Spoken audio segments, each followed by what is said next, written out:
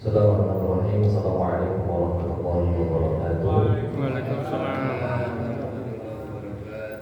Alhamdulillah, alhamdulillah, wassalatu wassalamu ala rasulillah sayyidina Muhammad bin Abdillah wa ala alihi wa ashabihi wa wala wa man istana bi sunnatihi ila yaumil qiyamah. Asyhadu an la ilaha illallah wahdahu la syarika lah wa asyhadu anna Muhammadan abduhu wa rasuluhu la nabiyya wa la rasula ba'dah. Allahumma shalli wa sallim wa barik ala sayyidina Muhammadin tibbil qulubi wad dawaiha. Allahumma inna nas'aluka ilman nafi'a wa rizqan thayyiban wa 'amalan mutaqabbalan.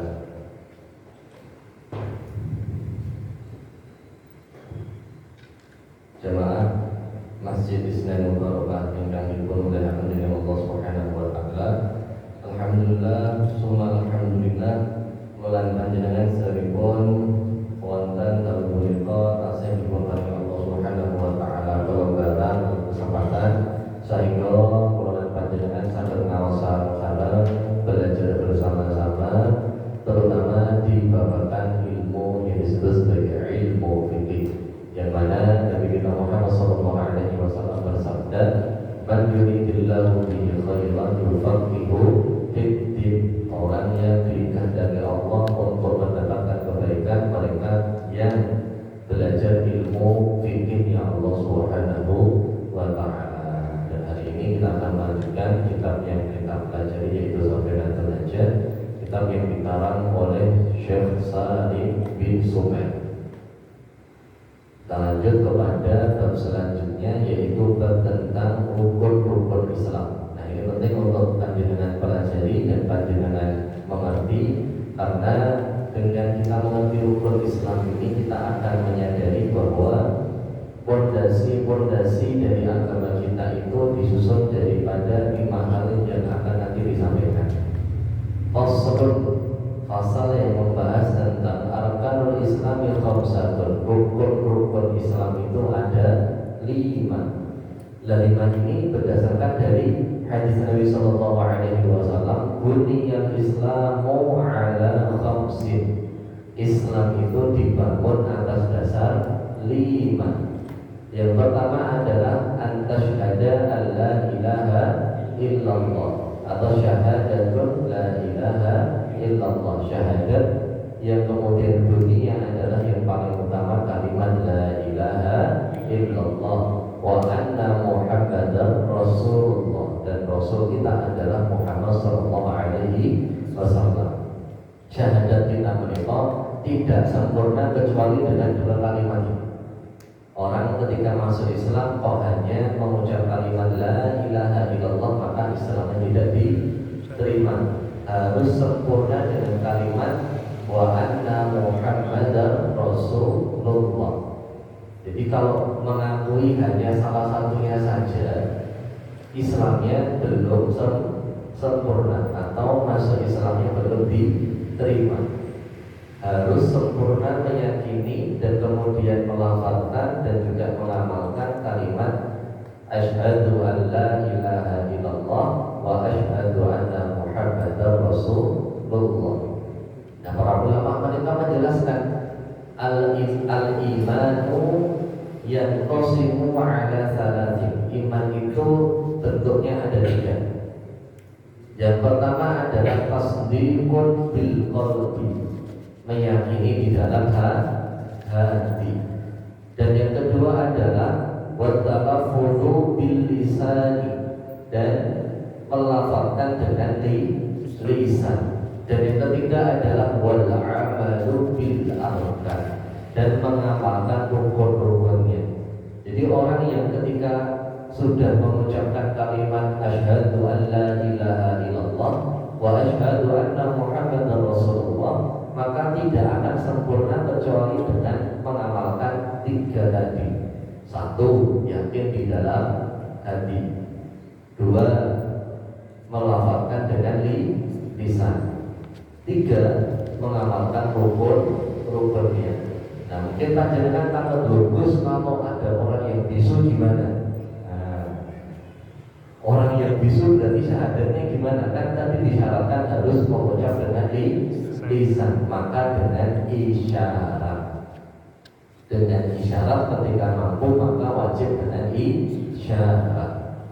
Nah, walaupun tidak bisa berkata-kata karena bisu tadi, tapi tetap punya kewajiban untuk apa? Ketika mengikrarkan kalimat syahadat dalam bentuk bahasa isyarat.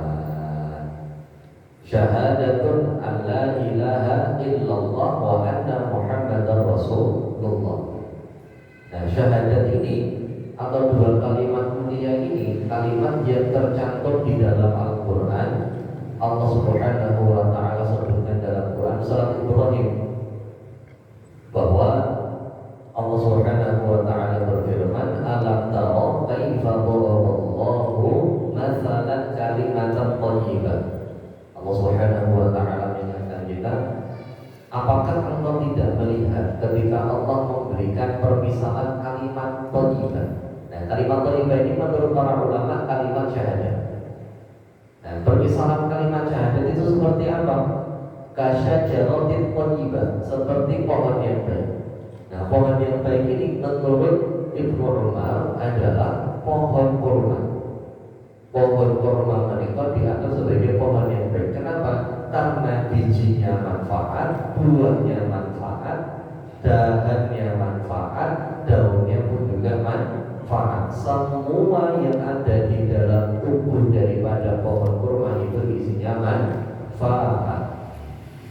Nah, Allah katakan kalimat thayyibah ini seperti pohon yang baik. Maksudnya bagaimana? Maksudnya adalah seorang mukmin itu ketika sudah mengucap kalimat la ilaha illallah dan wa anna muhammadar rasulullah, maka pasti seperti layaknya pohon kurma, isine eneke manfaati lan manfaati.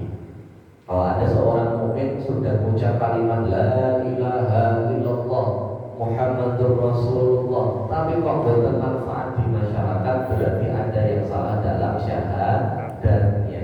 Nek basa sakniki ini kalau Islam KTP.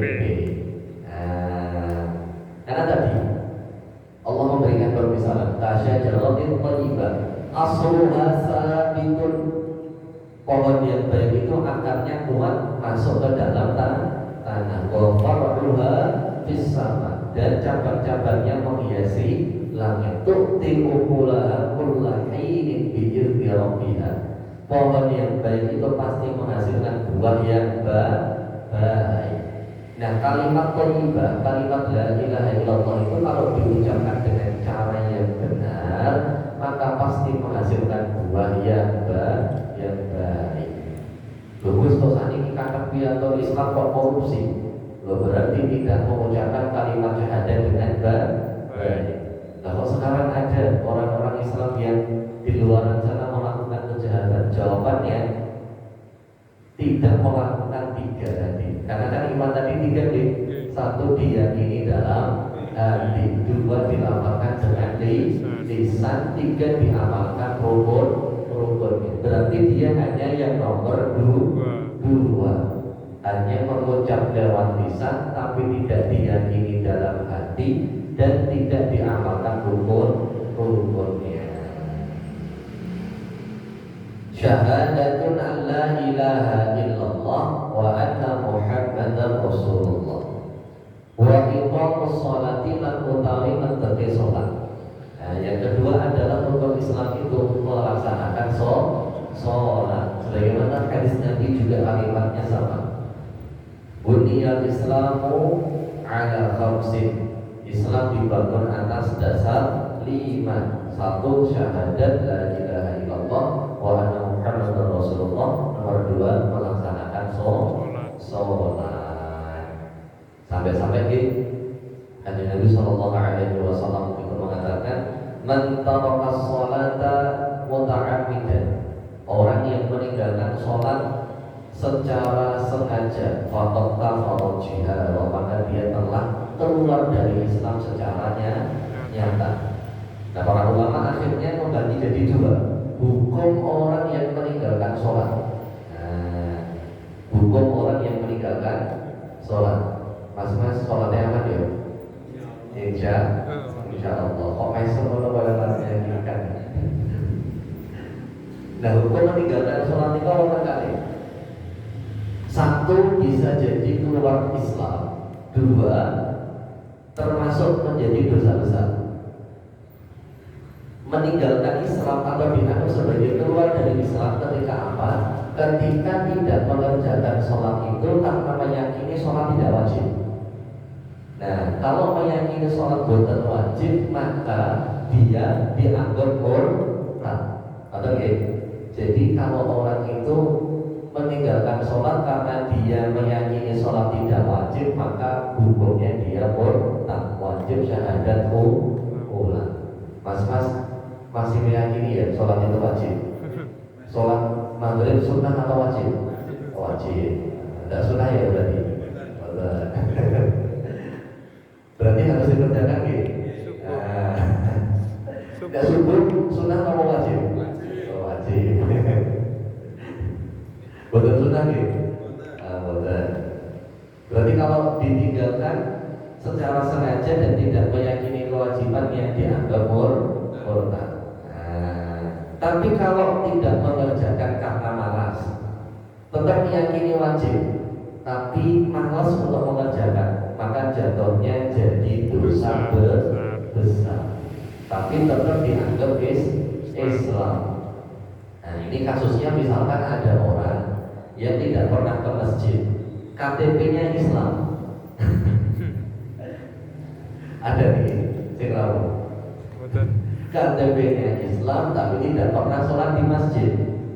Nah, kalau dia tidak sholat itu karena males, maka tetap disolatkan sebagaimana Islam menyolatkan. Kalau karena malas. Tapi kalau meyakini sholat tidak wajib, maka tidak boleh disolatkan. Kenapa? Karena sudah dianggap murtad. Jadi kalau kasus di masyarakat kita dilihat, oh ini tidak sholat karena memang malas, berarti tetap disolatkan. Lah kalau ini misalkan tidak sholat karena memang ini Islam, janjane KTP ini Islam tapi isinya mau ngelak-ngelak masjid, nah ada yang seperti itu, maka ketika semua menjadi saksi tentang keburukannya, tentang dia tidak meyakini sholat itu wajib, maka tidak dianggap sebagai orang yang beragama Islam. Berarti tidak boleh disolatkan, tidak boleh dikampani, dan tidak boleh dimandikan. Pun kalau diurus jenazahnya tidak diurus sesuai dengan syariat. Tidak dimandikan, tidak dikampani, hanya dikuburkan sebagaimana sebagaimana kemudian agama lain menguburkan mayat-mayatnya. Wajibul sholat. Nah, apabila tidak akan sholat itu penting sangat. Bahkan di dalam hadis yang lain, Nabi Sallallahu Alaihi Wasallam mengatakan al-ahdu bainana wa bainakum fi tarkis sholat. Yang kemudian menjadi tolak ukur antara orang Islam dan tidak Islam menurut kanjeng Nabi yang meninggalkan sholat. Nah kalau Islam berarti sholat. Kalau tidak Islam berarti tidak sholat.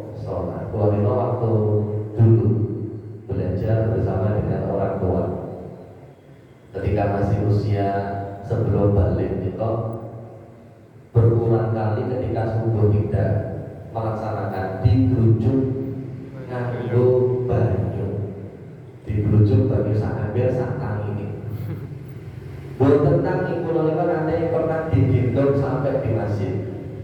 Senajan tidur di masjid, tapi pokoknya yang namanya waktu sholat itu harus sampai di masjid dan melaksanakan sholat. Sing jenenge digetak kita tahu, di sampuk kita tahu, digerujuk banyu kita tahu. Semata-mata untuk nomor agar sholat. Mas tahu orang sholat digerujuk banyu? Dari ya? Boleh nyobi boleh. Nah, kalau memang dulu waktu tidak sholat itu masya Allah, karena pendidikan orang tua saking sayangnya orang tua biar tetap sholat. Tidur itu kalau tidak bangun digerujuk dengan banyu. Diciprati buat tentang baru dibujuk dengan bayi. Bapak ini kok boten peduli kasure terus napa boten, sing penting anake sholat. Nah, akhirnya pokoknya sampai sekarang mau meninggalkan sholat itu rasanya masya Allah, iman.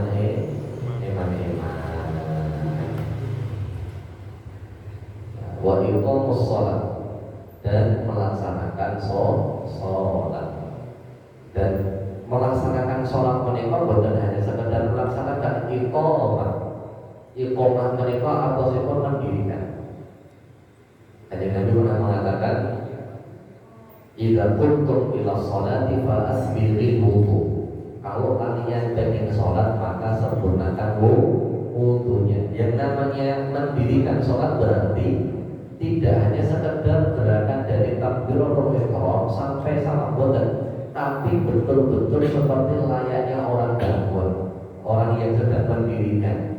Padahal misalkan bangunan itu kan diawali dari fondasi, cakar ayamnya dikuatkan, setelah cakar ayamnya tiangnya, setelah tiangnya baru nanti lanjut nembok, setelah nembok baru nanti ngedak, setelah ngedak baru nanti dibangun tangganya, lalu kemudian dibangun tingkat duanya. Nah ini yang namanya membangun utawi mendirikan. Nah sholat kisah, sholat itu bukan sekedar ditunaikan, tapi didirikan. Berarti dimulai dari wudunya harus serius. Wudunya itu ketika membasuh tangan giling-giling, ya Allah banyak dosa yang kami lakukan dengan tangan kami, ya Allah. Ya Allah tangan ini, ya Allah biasanya nek jajan ten warung, ya Allah mendet gorengan, ya Allah mendetek sekarang matulis tunggal, ya Allah. Mas Fikri ngoten boten? Oh, boten meyakinkan. Dosa lho. Boten nggih. Nah, diiling sambil kemudian membasuh anggota badannya dan diingat dosa yang dilakukan. Membasuh muka, diingat-ingat mata yang kemudian digunakan untuk melihat yang Allah haramkan. Buka HP, terus kemudian melihat apa-apa yang Allah haramkan, dan diiring-iring, ya Allah mata ini pernah digunakan untuk berdosa, ya Allah. Istighfar ya Mas. Lalu saat ini kan engkang namanya godaan ini kan terpun di mana wonten nggih, di HP wonten, di mana-mana ada, di semua tempat ada. Dan bilang maka tadi sengaja tidak sengaja ketika wudu itu disadari, oh ini pernah melakukan dosa. Nah ini baru yang disebut sebagai tadi mendirikan sholat. Wa iqamus sholati lan utawi ngetokake sholat. Wa ita'uz zakati lan nindakake zakat. Nah, atau menunaikan zakat. Jadi setelah melaksanakan sholat, nomor 3 nindakake zakat. Zakat itu terbagi wonten kalih, zakat fitri dan zakat mal. Zakat fitri itu dikeluarkan wajib bagi siapapun makhluk hidup, terutama manusia, selama dia masih punya bekal untuk malam takbiran dan hari raya, dan masih ada sisa yang cukup untuk digunakan membayar zakat, maka wajib membayar zakat. Jadi syaratipun bayar zakat kita itu boten fakir miskin. Hampir seluruh kaum muslimin wajib untuk membayar zakat. Tadi syaratnya itu adalah punya makanan di malam takbiran dan punya makanan di hari raya, dan sisanya masih cukup untuk digunakan membayar zakat. Ini wajib untuk zakat. Nah, panjenengan tinggal itu wonten panjenengan sak boten mangku-mangkune kiri kanan panjenengan kinten-kinten untuk kebutuhan di 2 hari tersebut saja turun apa boten? Tetap turun.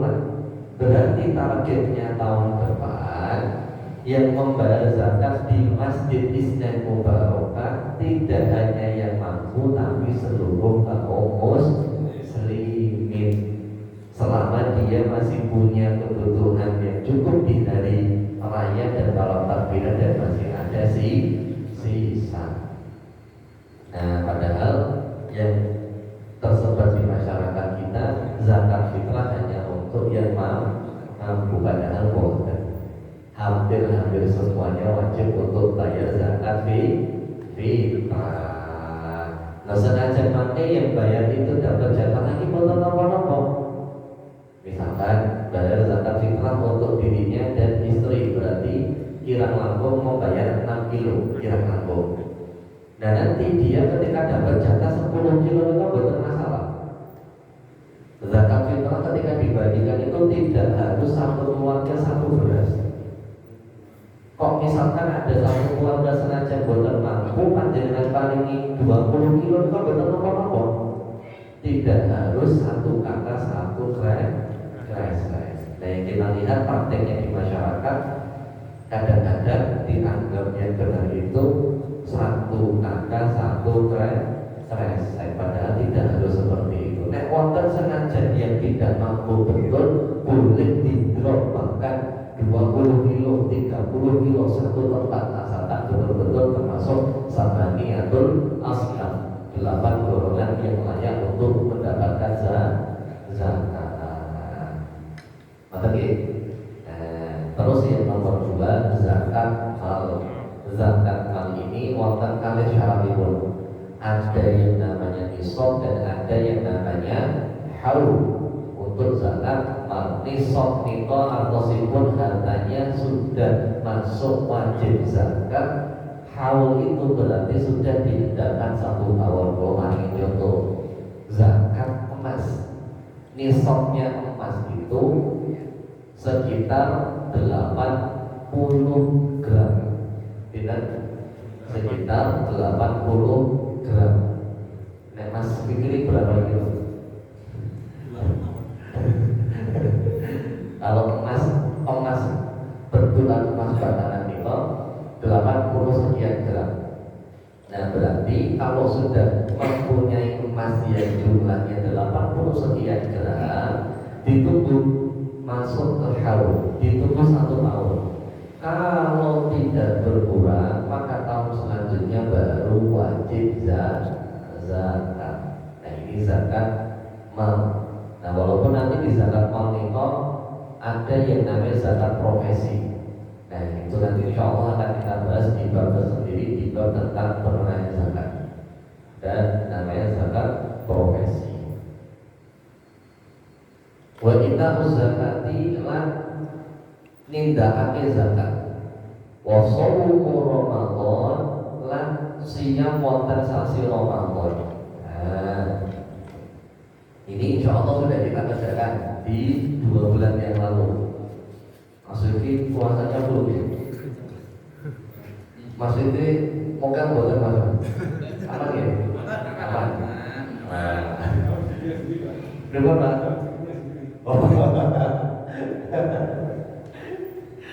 Nah, saum Ramadan, bulan Ramadan tidak akan siam. Nah, siam di bulan Ramadan itu hukumnya wajib. Nah, ada puasa lain yang kemudian juga wajib selain puasa bulan Ramadan. Namanya puasa nazar. Puasa apa? Nazar. Misalkan Mas Fikri bernazar, ya Allah, kula nek benjang angsal bojo sing ayu, anak nomor pertama, warisane akeh, ya Allah, Masjid Islam barokah, kula tingkat 10 lan kula poso setahun, ya Allah.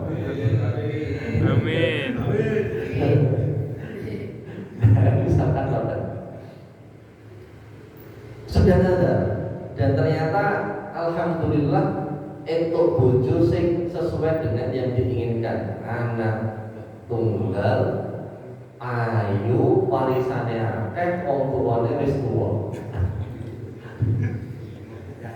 Sudah dapat yang sesuai, maka nazarnya tadi mau puasa 1 tahun wajib untuk dikerjakan. Nah, ini puasa yang wajib selain daripada puasa Ramadan. Selain daripada 2 puasa ini tidak ada yang wajib, hukumnya sunnah. Puasa sunnah Senin Kamis, puasa Arafah, puasa nanti di hari 10 Muharram, puasa Syawal, puasa Daud, puasa Ayyamul Bid, maka semuanya hukumnya sunnah. Yang wajib hanya tadi satu, puasa Ramadan, kali puasa nah dalil puasa Ramadan wajibnya di mana? Surat Al-Baqarah. Faman syahida minkumus syahra falyasum. Orang yang melihat hilal di bulan Ramadan wajib untuk puasa.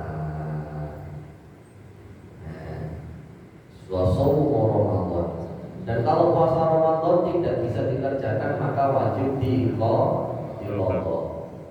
Misalkan alasannya sakit atau dalam keadaan safar, maka boleh untuk diqodho. Faman syahida minkum syahra falyasum. Orang yang melihat hilal maka dia wajib untuk berpuasa.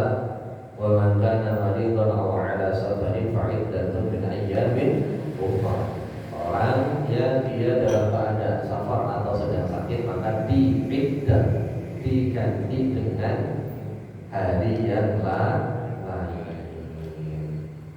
Mas Fikri ada bolongnya aman gitu? Alhamdulillah. Pasal yang lain bolongnya aman? Aman. Betul nopo? Boten poso? Oh boten betul. Nah, kalau ada yang batal maka wajib untuk diqodho. Terus kalau puasa beduk itu hukumnya nopo? Hukumnya adalah tarbiyah untuk anak-anak. Nah, jadi tidak masuk di bagian puasa yang wajib, tapi masuknya tarbiyah atau sunnah dalam mendidik. Saja ini kau teman-teman di Arab ini kau isinya ya puasa 1 hari penuh. Beduk itu akal-akal pun orang Indonesia. Nah, puasa setengah hari. Nah, kalau ini kurang diakali untuk kalian bapak. Ketika dekan itu disuruh untuk puasa beduk. Jam 12 buka, nanti batasnya sampai jam 1. Nah, setelah jam 1 tidak boleh makan apa-apa lagi. Nah, saja ini kau secara syariat itu tidak ada dalam tanda kutip hukumnya, tapi masuk kepada bagian tarbiyah atau pendidikan. Posomu Ramadan lan poso ing sasi Ramadan. Wa hajjul baiti lan haji di Ka'bah atau hajjul baiti lan mengunjungi Ka'bah man istata'a man sapa wong istata'a mampu sapa man ilaihi marang haji sabila mlakune haji. Nah, yang kelima adalah haji bagi yang mampu. Nah, cuman catatan bagi yang mampu ini perlu digarisbawahi. Bagi yang mampu ini bukan berarti terus kemudian kok ketika kita tidak punya kemampuan terus tidak boten nabung. Istata'a yastati'u itu atau sifat mengusahakan sampai semaksimalnya. Nah, maka yang dimaksud man istata'a ilaihi sabila itu adalah orang yang sudah mengusahakan maksimal kok tidak punya kemampuan untuk menindakkan ibadah haji, maka tidak punya kewajiban. Tapi kalau misalkan sudah diusahakan maksimal kok dalam alhamdulillah saged nabung haji furoda misalkan. Kira langkung nikah kalau 2 orang yang mungkin nyentuh sekitar 500 juta. Apalagi sekarang dolar naik, harganya semakin mahal. Karena kan untuk furoda itu patokannya dolar. Nah, kira langkung kalau 2 orang misalkan adalah nabung di tabungan punya uang 600 juta dan tidak ada tanggungan yang lainnya, maka dia wajib untuk haji. Kalau reguler nabungnya itu daftarnya pindah 25 juta. 25 juta. Nah, panjenengan kok ada atau 25 juta nganggur, maka minimal panjenengan cicil niatnya untuk ditabung ke Kemenak sebagai nomor daftar haji. Tapi panjenengan nganggur saat ini kok dana haji ada yang dikorupsi kok bagus, panjenengan nabung kok untuk people banget. Nah itu perkara yang lain. Nah yang penting kita tadi nabung niat di kita. Nah itu rukun-rukun Islam ada 5. 1 syahadat, 2 sholat, 3 puasa atau 3 zakat, 4 puasa, 5 haji.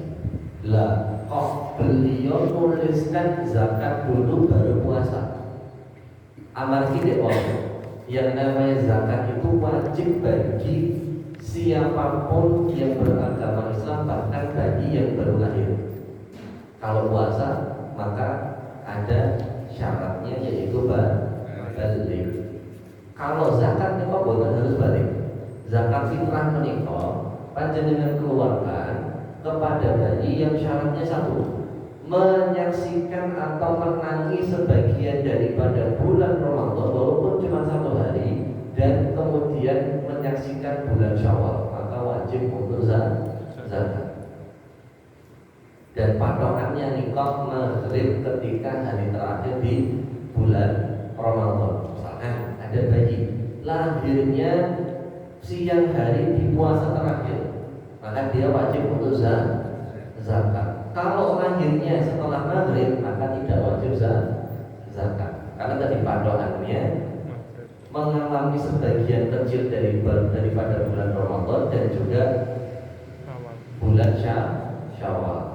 Nah kalau misalkan ada orang meninggalnya sebelum maghrib di hari terakhir di bulan Ramadan, maka dia tidak wajib untuk berzakat fitrah. Tapi kalau meninggalnya setelah maghrib, karena kan ganti hari dalam bulan Hijriah itu patokannya waktu maghrib, dia meninggalnya ba'da isya misalkan ketika malam takbiran, maka tetap wajib untuk zakat.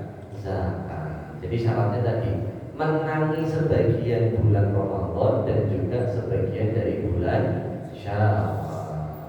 Nah kenapa kok zakat nomor 3? Karena tadi bahkan bagi yang baru lahir itu juga punya kewajiban untuk berzakat walaupun yang menunaikan adalah walinya atau orang tuanya.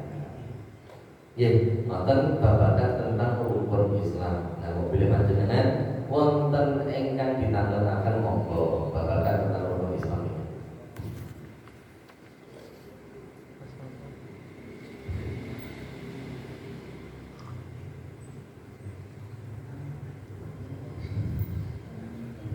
Monggo.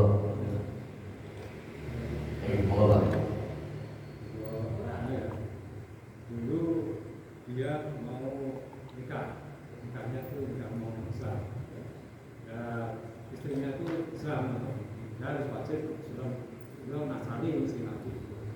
Kalau sudah masuk, setelah nikah itu kembali lagi ke Nasrani. Padahal itu sudah semua dibuka. Gimana hukumnya? Oke. Jadi ada 2 pasangan ya, yang wanita Islam, terus laki-lakinya non. Nah, sedangkan dalam Kementerian Agama dan kemudian juga hukum fikih menyatakan bahwa wanita Muslim tidak boleh menikahi laki-laki yang non Muslim. Maka ketika awal akad sudah syahadat dan sudah masuk Islam, maka ketika itu dihukumi dia masuk Islam. Adapun dia setelahnya tidak melaksanakan kewajiban dia sebagai seorang Muslim, maka dihukumi sebagai murtad. Nah, terus status pernikahannya bagaimana? Nah, status pernikahannya pun juga jadi fasik atau rusak. Nah, kecuali yang murtad tadi kemudian mau kembali untuk memasuki ajaran agama Islam. Jadi ketika akadnya sah dan kemudian pun pria tadi dianggap sebagai muslim, ada pun ketika kok dalam perjalanan justru malah pun kembali kepada ajaran agama Nasrani-nya, maka dianggap sebagai orang yang murtad. Nah, tinggal juga ditelisik apakah Islamnya itu memang karena memang berbulan Islam, karena pengen Islam, atau hanya sekedar pengen dapat syarat atau dapat pengesahan pernikahannya dengan wanita tersebut.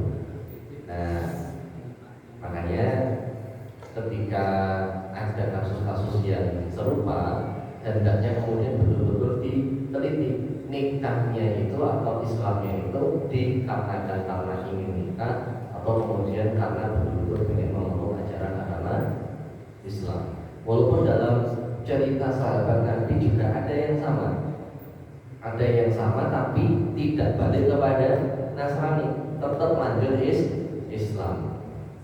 Nah, ada kisahnya. Jadi ada seorang sahabiah minta kepada seseorang laki-laki yang awalnya dia Nasrani, kalau kamu pengen nikah denganku, maharnya adalah kamu masuk Islam. Dan dituruti, alhamdulillahnya keturunan Islam sampai akhir hayat.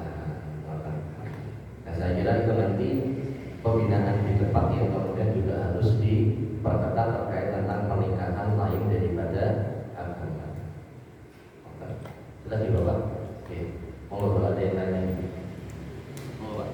Assalamualaikum warahmatullahi wabarakatuh. Ini memang apa yang disampaikan Pak Toto itu betul-betul terjadi di depan rumah saya. Dulu yang perempuan ini Islam, sering ke masjid sini, sering ikut ibadah, korban, rewang istilahnya. Ya, begitu mendapatkan laki-laki non-Islam yang mengikuti agamanya yang laki-laki. Terus sampai sekarang pun anaknya semua ikut bapaknya. Terus barusan yang anaknya baru ini kan mau nikah itu masuk Islam karena dapat orang Islam. Nah ini yang dimaksud, ini kayak ibunya itu tetap menjalankan seperti laki-lakinya itu, hukumnya bagaimana? Oh, iya. Berarti kalau kan ya, pernikahan antara kedua orang tuanya berarti menikah bukan dalam agama Islam ya. Berarti ibunya awalnya Islam, terus sebelum nikah masuk ke dalam ajaran agama yang lain, kan ya. Nah terus mereka punya anaknya laki-laki, terus anaknya laki-laki pengen menikah dengan wanita muslim. Nah terus dia akhirnya masuk Islam. Lalu ketika si laki-laki ini masuk Islam dan ketika memang seterusnya itu tidak ada masalah, berarti pernikahan itu aman, tidak batal atau tidak sah atau tidak rusak. Tapi kalau misalkan ternyata balik kepada ajaran sebelumnya murtad, maka pernikahannya menjadi fasad atau rusak. Dan secara syariat pernikahan mereka tidak dianggap sah, dan ketika ada kumpul maka pun dianggap sebagai kumpul keburu. Nah, dan ketika nanti punya anak maka pun dianggap sebagai anak zina, sehingga tidak bisa mewarisi anaknya sesuai dengan hukum syariat Islam, kecuali mau balik lagi untuk masuk ajaran agama Islam. Jelas ya? Monggo, kalau sudah kita itu, monggo, Pak Santo. Assalamualaikum warahmatullahi wabarakatuh. Waalaikumsalam. Mau nanya Ustaz, ini yang kita ketahui itu memang dulunya suami istri itu nikahnya secara Islam, tapi berjalannya waktu si perempuannya itu masuk agama lain. tapi suaminya tetap Islam. Namun di dalam kesehariannya suaminya itu tidak menjalankan syariat itu. Tapi kalau puasa ikut puasa. Justru istrinya itu menghormati suaminya, walaupun bukan Islam, tapi ikut puasa karena menemani suaminya. Nah, kejadian semacam ini hukumnya bagaimana? Oke. Berarti wanitanya itu non-Islam, laki-lakinya Islam. Tapi laki-lakinya tidak menunaikan syariat secara utuh. Oke. Nah, jawabannya adalah laki-lakinya tadi dianggap sebagai laki-laki yang tetap Islam, tetap dianggap sebagai yang beragama Islam. Lalu untuk status pernikahannya, para ulama berbeda pendapat terkait tentang bolehnya laki-laki Muslim menikahi wanita ahli kitab. Ada yang mengatakan bahwa yang dimaksud sebagai wanita ahli kitab itu adalah ya mereka yang hidup di zaman Nabi yang beragama Nasrani, itu disebut sebagai ahli kitab. Adapun selanjutnya tidak disebut sebagai ahli kitab. Nah, ada juga yang mengatakan tidak, yang dimaksud sebagai ahli kitab itu ya orang-orang Nasrani di zaman sekarang ini. Maka ketika ada seorang lelaki Muslim menikahi wanita non Muslim, tetap dianggap sah secara syariat. Jadi satu, terkait tentang pernikahannya ada kemungkinan untuk sah menurut sebagian pendapat ulama. Lalu selanjutnya terkait tentang status keislaman laki-laki tadi, dianggap sebagai Muslim atau orang Islam, tapi dia adalah pelaku dosa besar. Kenapa? Karena tidak mengerjakan sholat. Itu pun kita juga harus husnudzon, barangkali sholatnya di rumah, tidak di masjid. Nah, kalau dia masih mengerjakan sholat di rumah, berarti dosanya bukan dosa meninggalkan sholat, tapi dosa sebagai seorang laki-laki kok tidak sholat di masjid. Nah, tentu dosanya tidak seberat dengan meninggalkan sholat. Kata pasal. Jadi status pernikahannya menurut sebagian ulama yang lain dianggap sah, terus kemudian status keislamannya masih dianggap sebagai Islam. Jelas ya? Atau masih ada yang lebih bingung? Yang belum terjawab itu, laki-laki itu kalau walaupun tidak sholat ya, tapi pas bulan puasa puasa sampai istrinya itu menghormati suami, ikut puasa, pada agama jelas-jelas tidak Islam. Untuk puasa istrinya tadi tidak diterima. Jadi tidak menjadi puasa yang berpahala. Tapi kalau puasa suaminya, kalau betul niatnya karena Allah, tetap dapat pahala. Walaupun tadi dia tetap dapat dosa karena tidak mengerjakan sholat. Nah, status puasa istrinya tidak dianggap sebagai puasa yang berpahala. Kenapa? Karena dari awalnya niatnya sudah batal.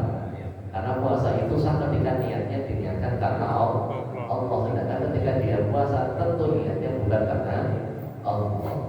Nah, jadi untuk status puasanya istri nanti tidak dianggap sebagai puasa yang berpahala. Lalu untuk puasanya suami, kalau betul niatnya karena Allah, maka tetap dapat pahala karena dia tadi secara keislamannya masih dianggap sebagai orang yang Islam. Let's go. Alhamdulillah. Monggo Pak, ada yang lain lagi?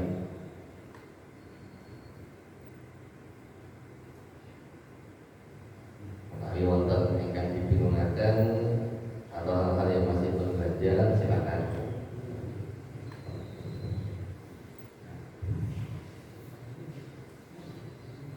Inti daripada sholat, zakat, puasa, dan haji ini para ulama ini bagi jadi dua.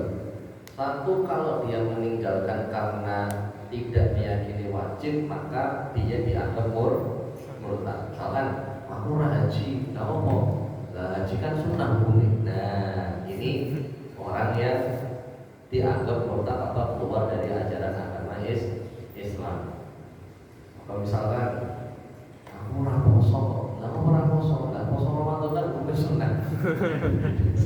Misalkan dia tidak meyakini kewajiban puasa di bulan Ramadan seperti ini, maka dia dianggap keluar dari ajaran agama Islam. Tapi kalau dia mengerjakan atau dia tidak mengerjakan puasa Ramadan, orang puasa, orang nahan duit. Nah ini dia tidak dianggap keluar, tapi dosa besar. Betul ya? Jadi kalau meninggalkan karena tidak meyakini kewajibannya maka keluar Islam. Tapi kalau meninggalkan karena malas atau karena urusan-urusan atau alasan-alasan yang lain, tidak dianggap keluar Islam, tapi dosa besar. Termasuk zakat, termasuk haji, dan termasuk ibadah-ibadah yang masuk di dalam rukun Islam tadi. Kamu merasakan ngomong, dikit loh misalkan. Nah, kalau seperti ini, maka maksudnya tadi dosa besar, tapi tidak dianggap sebagai orang yang keluar dari ajaran agama Islam.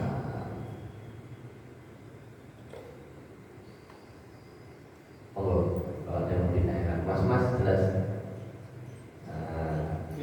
Oke, mau.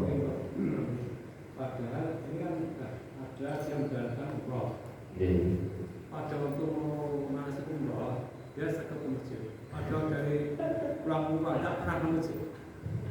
Ada kalau mana tak hampiri. Itu gimana? Memang Nabi mengatakan as-sholatu fi masjidi hadza ka'alfi sholatin fi masjidil ukhra. Sholat di Masjid Nabawi itu nilainya 1000 kali lebih banyak daripada di masjid yang lainnya.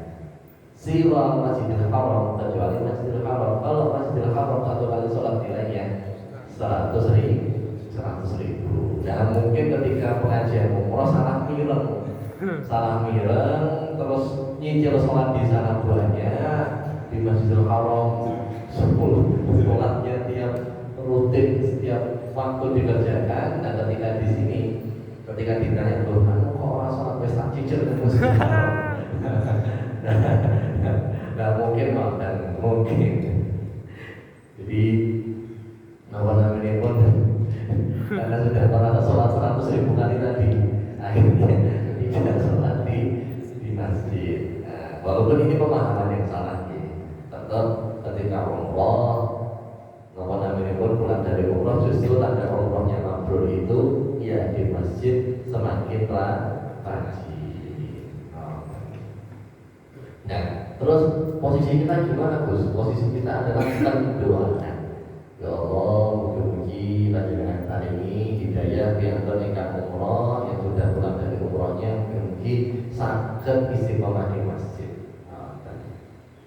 Jadi posisi kita kalau melihat bolong-bolong ingkang dereng sholat niko, kalaupun mengajar sudah dan tidak mau, terus mengingatkan sudah dan malah kemudian kita mendapatkan hal-hal yang tidak nyaman. Nah, yang terakhir ini kalau mendoakan mugi-mugi pinaringan hidayah. Betul. Waalaikumsalam warahmatullahi wabarakatuh. Waktu saya masih jadi RT, tak dikira mantan gimana?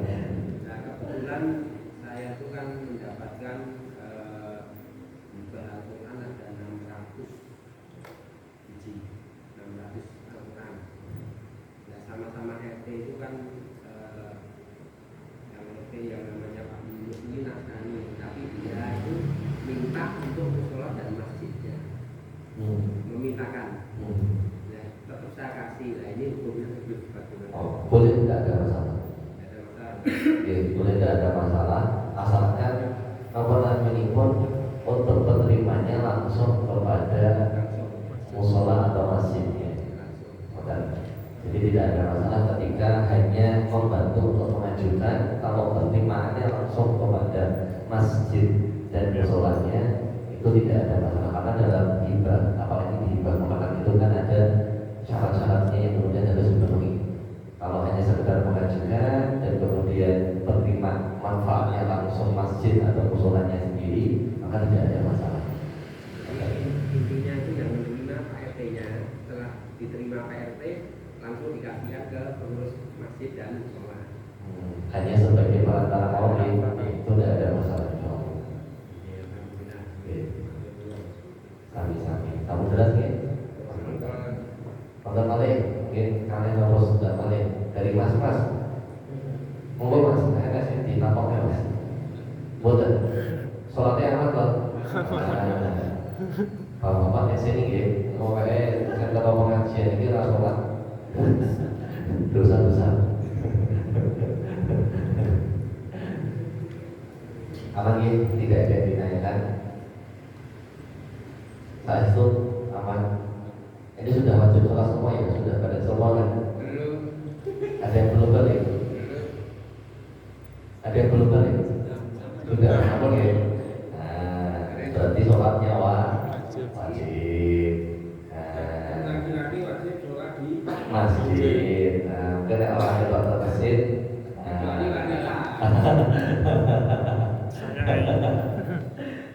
Kata jadi diusahakan tetap nyetok ke masjid, mas-mas, dan insya Allah masjid Islam Mubarakah ini mulai yakin masjid yang sangat-sangat memberikan fasilitas untuk anak-anak muda.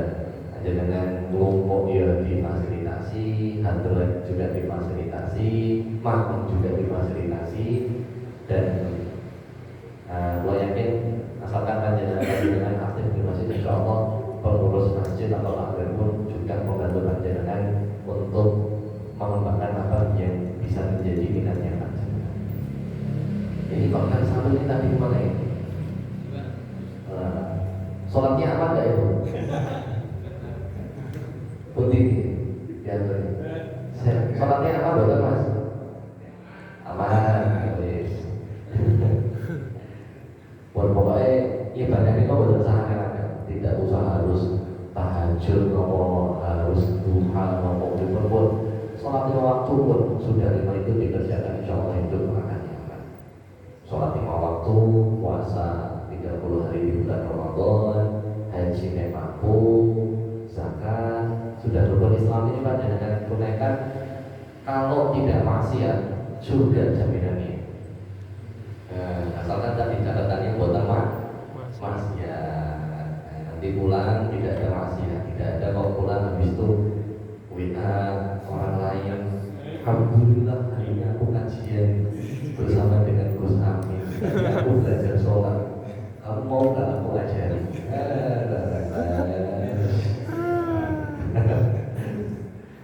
Masa sih Joko mau apa mas? Apa nih mas? Ngobrol sama boten? Akan mana suaranya? Nah, pokoknya nggak maksiat, lima itu dikerjakan sudah surga wajibnya. Nah, kabel ya tadi masuk surga kan kabel ya. Syahadat, sholat, puasa 30 hari bulan Ramadan, zakat, haji yang mampu. Bukan ibad ternyata bagus surga. Sing anggar awake dhewe. Sing anggar diri kita masing-masing. Anggar-anggari modus suatu pada saat ini kami saat ini pun minta kelima betul maksiat senajan betul gadah harta tapi kalau betul maksiat itu lebih mulia daripada orang yang punya uang tapi maksiat. Justru ada orang-orang yang mampu dan ketahui duitnya lancar, ternyata duitnya makan betul tinggal mau limo misalkan. Jadi kan mas-mas ini kita orang didik jelas apa-apa. Orang didik jelas apa-apa, tentang orang maksiat. Senajan itu misalkan turun-turun ke masjid kalau ngitungin cecaknya bilang biji. Tapi asalkan bukan maksiat. Atau gitu?